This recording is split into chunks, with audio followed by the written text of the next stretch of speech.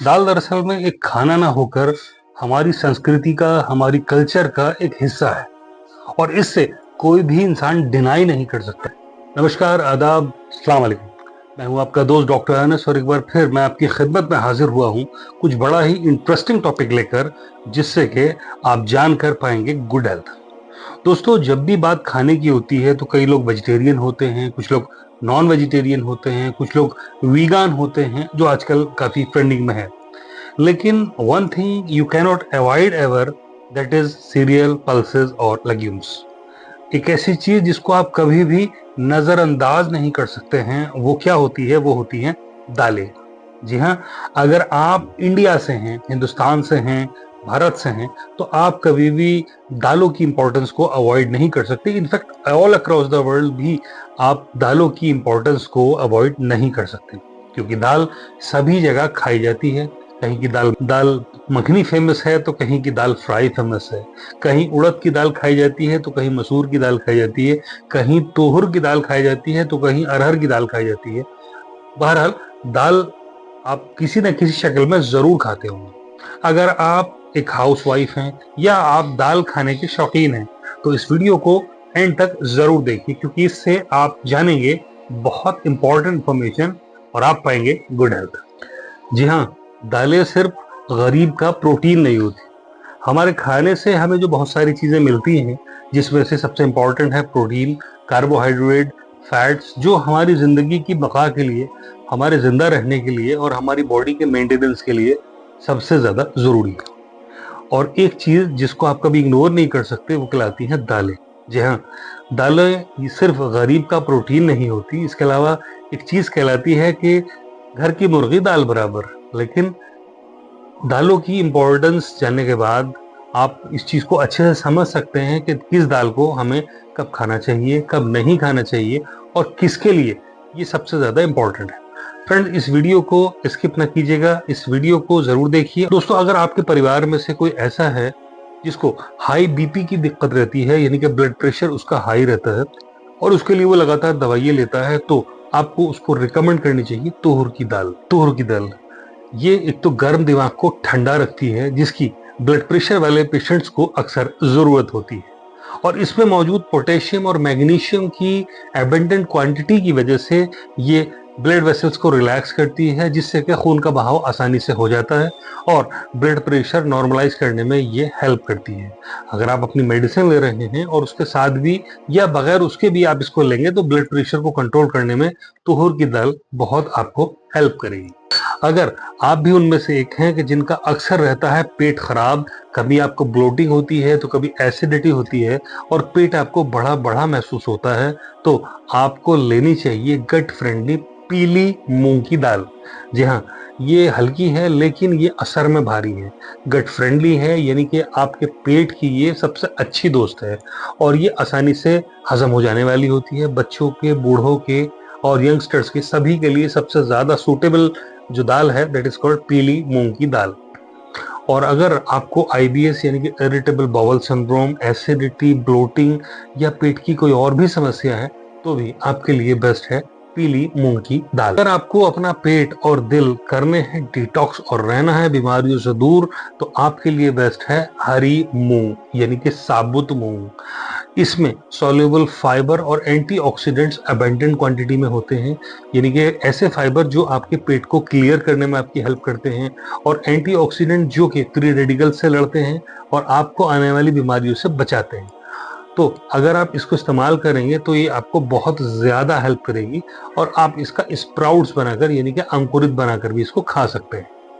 इसको अगर आप स्प्राउट्स बनाएंगे तो स्प्राउट्स बनाने का तरीका ये है कि आपकी एक इंसान की डोज उसकी फिस्ट के अकॉर्डिंग होती है, यानी कि एक मुट्ठी भर आपको साबुत मूंग यानी कि हरी मूंग को लेना है और इसको आपको 6 से 8 घंटे के लिए पानी में भिगो देना है।